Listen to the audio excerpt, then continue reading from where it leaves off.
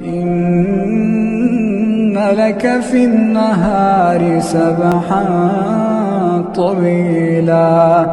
واذكر اسم ربك وتبتل إليه تبتيلا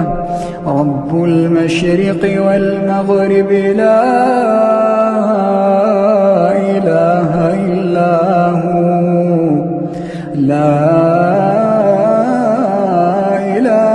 إلا هو فاتخذه